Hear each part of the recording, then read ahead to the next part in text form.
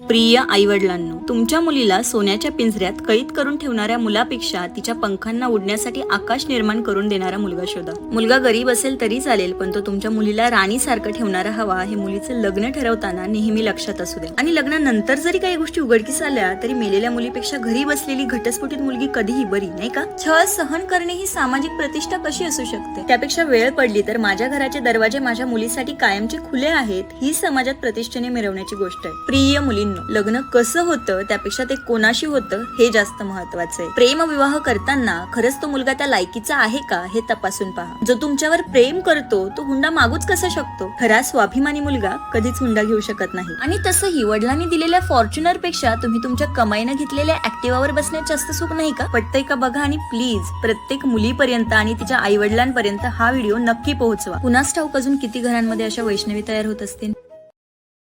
Download ShareChat.